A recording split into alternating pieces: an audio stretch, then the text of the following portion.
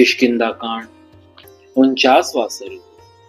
अंगद और गंधमादन के आश्वासन देने पर वानरों का पुनः उत्साह पूर्वक अन्वेषण कार्य में प्रवृत्त होना।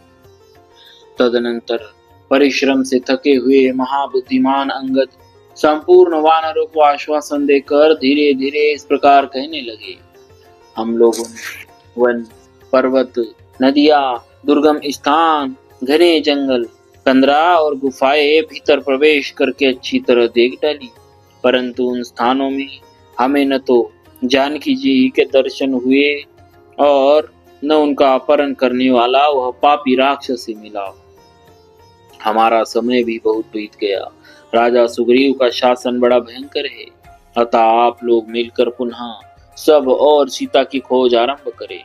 आलस्य, शोक और आई हुई निद्रा का परित्याग करके इस प्रकार ढूंढे जिससे हमें जनक कुमारी सीता का दर्शन हो सके।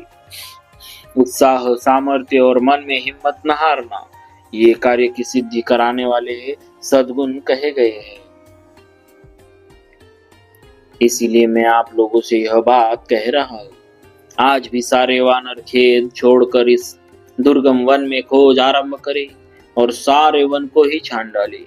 कर्म में लगे रहने वाले लोगों को उस कर्म का फल अवश्य होता दिखाई देता है। अतः अत्यंत खिन्न होकर उद्योग को छोड़ बैठना कदापि उचित नहीं। सुग्रीव क्रोधी राजा है, उनका दंड भी बड़ा कठोर है। वानरों, उनसे तथा महात्मा श्री राम से आप लोगों को सदा डरते रहना चाहिए। आप लोगों की भलाई के लिए ही मैंने ये बातें कही है। यदि अच्छी लगे तो आप इन्हें स्वीकार करें, अथवा वानरों, जो सबके लिए उचित हो वह कार्य आप ही लोग बतावे। अंगद की यह बात सुनकर गंधमादन ने प्यास और थकावट से शिथिल हुई स्पष्ट वाणी में कहा, वानरों, युवराज अंगद ने जो बात कही है वह आप लोगों के योग्य, हितकर और अनुकूल है। अतः सब लोग इनके कथनानुसार कार्य करें। हम लोग पुनः पर्वतों, कंदराओं, शिलाओं, निर्जन वनों और पर्वतीय झरनों की खोज करें। महात्मा सुग्रीव ने जिन स्थानों की चर्चा की थी उन सब में वन और पर्वतीय दुर्गम प्रदेशों में सब वानर एक साथ होकर खोज आरंभ करें। यह सुनकर वे महाबली वानर उठकर खड़े हो गए और विंध्य पर्वत के काननों से व्याप्त दक्षिण दिशा में विचरने लगे। सामने शरद ऋतु के बादलों के समान शोभाशाली रजत पर्वत दिखाई दिया, जिसमें अनेक शिखर और कंदराएं थी।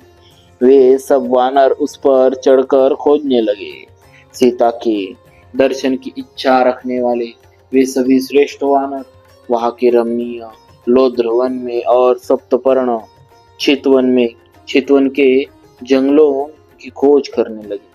उस पर्वत के शिखर पर चढ़े हुए वे महापराक्रमी वानर ढूंढते ढूंढते थक गए, परंतु श्री रामचंद्र जी की प्यारी रानी सीता का दर्शन न पा सके।